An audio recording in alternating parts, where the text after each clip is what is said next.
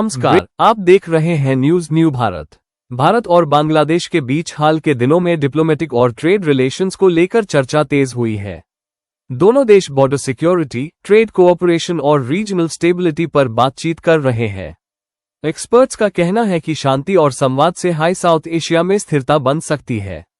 आपका क्या विचार है? कमेंट में बताएं। जय हिंद। चैनल अच्छा लगा तो लाइक और सब्सक्राइब कीजिए। यह वीडियो पब्लिक रिपोर्ट्स और न्यूज एनालिसिस पर आधारित है। इससे किसी भी प्रकार का राजनीतिक या राज्य स्तरीय घोषणा ना माना जाए। दर्शकों से निवेदन है कि ऑफिशियल सोर्सेस से जानकारी वेरीफाई। Su-30 और मिराज 2000 लगातार गश्त कर रहे हैं।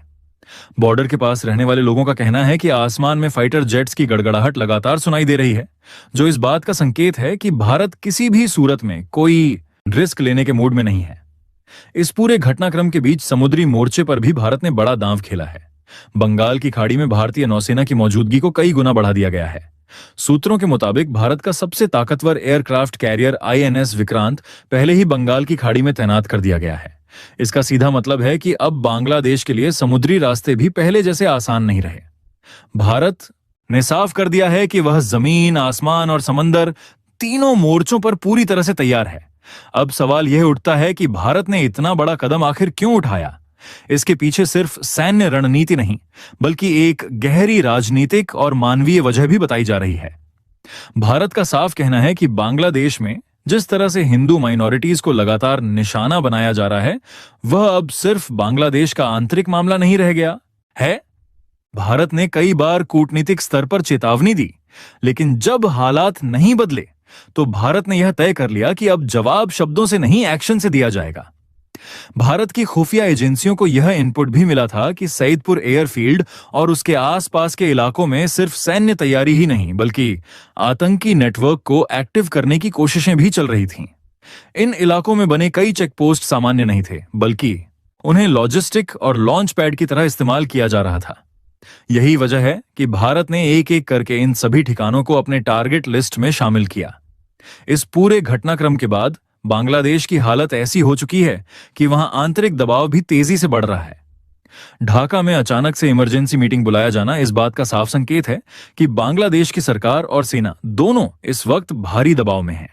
भारत की इस कार्रवाई ने यह साफ कर दिया है कि अब कोई भी साजिश, खासकर चिकन नेक को लेकर रची जा रही योजनाएं, भारत बर्दाश्त नहीं करेगा।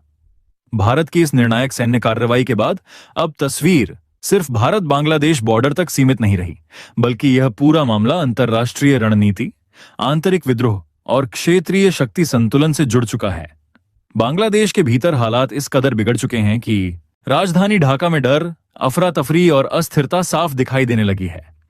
जिस देश में कुछ दिन पहले तक सत्ता पूरी तरह कंट्रोल में मानी जा रही थी, वहां अब सरकार और सेना दोनों दबाव में नजर आ रहे हैं। भारत के एक्शन के बाद बांग्लादेश की आम जनता के बीच यह सवाल गूंजने लगा है कि आखिर देश को इस मोड़ पर लाने की जिम्मेदारी किसकी है। सूत्रों की माने तो भारतीय हमलों के बाद बांग्लादेश के कई हिस्सों में अचानक विरोध प्रदर्शन तेज हो गए हैं।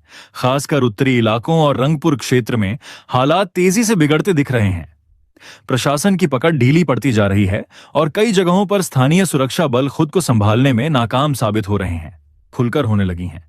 ये बात भारत ने नहीं कही, बल्कि खुद बांग्लादेश के भीतर से उठती आवाजें अब इसे स्वीकार करने लगी हैं कि मौजूदा हालात देश को विभाजन की तरफ धकेल सकते हैं।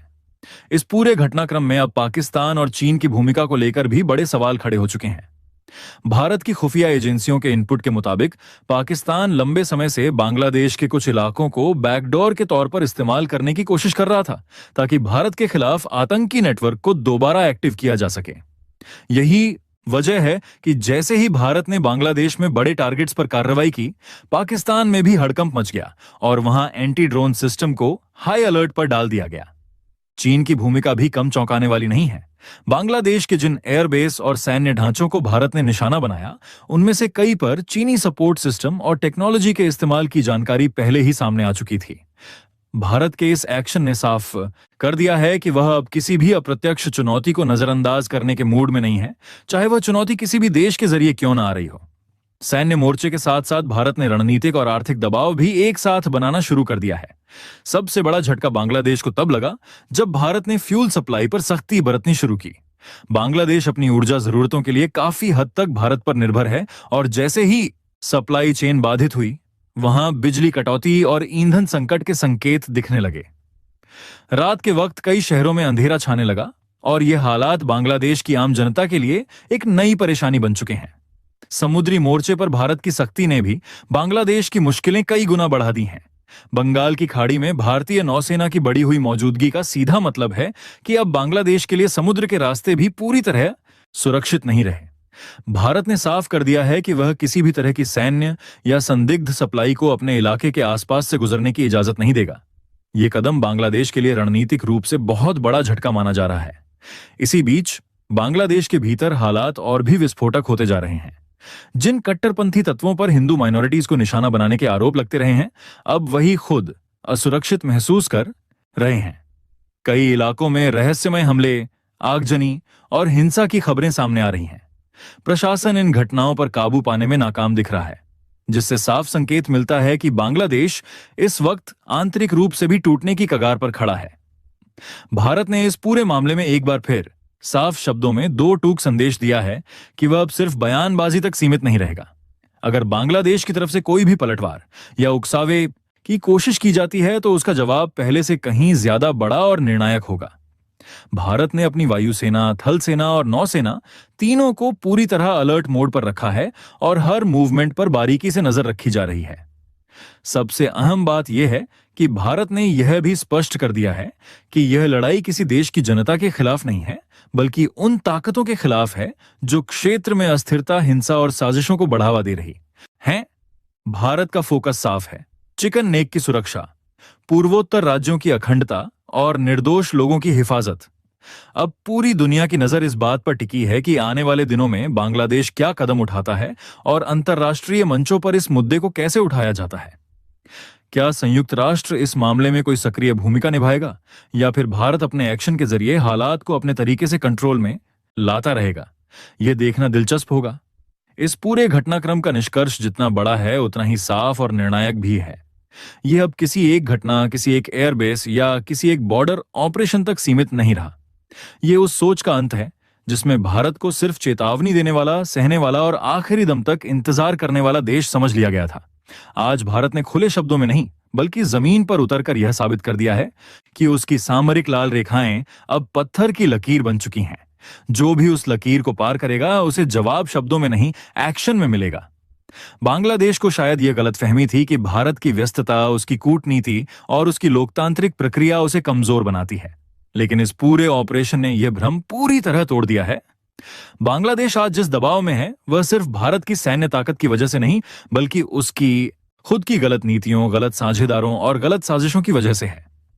जिन ठिकानों को बांग्लादेश अपनी ताकत समझ रहा था वही आज उसकी सबसे बड़ी कमजोरी बन चुकी। सैदपुर एयरफील्ड हो या बॉर्डर से सटे डिवीजन, भारत ने यह जता दिया है कि कोई भी ढांचा, कोई भी ठिकाना, कोई भी रणनीति। सबसे बड़ा संदेश यह है कि भारत अब रिएक्ट नहीं करता, भारत अब प्रीएम्प्ट करता है। यानी खतरा सिर पर आने का इंतजार नहीं, बल्कि खतरे की जड़ को समय रहते खत्म करना। यही नई रणनीति है। चिकन नेक को लेकर जो सपने देखे जा रहे थे, जो नक्शे बंद कमरों में बनाए जा रहे थे, जो प्लान फाइलों में घूम रहे थे, भारत ने उन सभी पर एक ही वार में पानी फेर दिया है। यह सिर्फ भौगोलिक सुरक्षा की बात नहीं है, यह भारत के पूर्वोत्तर राज्यों की एकता, अखंडता और भविष्य की लड़ाई है। इस ऑपरेशन के बाद यह भी साफ हो गया है कि भारत अब किसी तीसरे देश की आड़ में खेल खेलने वालों को भी बख्शने वाला नहीं है। चाहे वह पर्दे के पीछे से उकसावे की राजनीति हो, हथियारों की सप्लाई हो या तकनीकी सपोर्ट, भारत ने संकेत दे दिया है कि वह पूरी चेन को देख रहा है, समझ रहा है और जरूरत पड़ी तो पूरी चेन को तोड़ भी सकता है। यही वजह है कि इस पूरे घटनाक्रम के बाद सिर्फ ढाका में नहीं बल्कि इस्लामाबाद से लेकर बीजिंग तक बेचैनी महसूस की जा रही है। सबसे अहम बात यह है कि यह लड़ाई किसी देश की आम जनता के खिलाफ नहीं है। भारत ने बार बार यह साफ किया है कि उसकी लड़ाई उन ताकतों से है जो हिंसा, कट्टरता और साजिश के सहारे अपनी राजनीति चमकाना चाहती हैं। भारत का स्टैंड आज भी उतना ही स्पष्ट है। शांति चाहिए लेकिन सम्मान के साथ, दोस्ती चाहिए लेकिन बराबरी के साथ, और अगर मजबूरी में शक्ति दिखानी पड़े तो वह शक्ति पूरी क्षमता के साथ दिखाई जाएगी। आज हालात ये हैं कि बांग्लादेश भीतर से भी डगमगा रहा है और बाहर से भी घिर चुका है। ऊर्जा संकट, आंतरिक असंतोष, अंतरराष्ट्रीय दबाव और सैन्य भय, ये सब मिलकर एक ऐसी स्थिति बना चुके हैं जहां फैसले टाले नहीं जा सकते। और दूसरी तरफ भारत है, जो पहले से ज्यादा आत्मविश्वास के साथ, पहले से ज्यादा तैयारी के साथ और पहले से ज्यादा स्पष्ट सोच के साथ खड़ा है, जमीन, आसमान और समंदर, तीनों मोर्चों पर।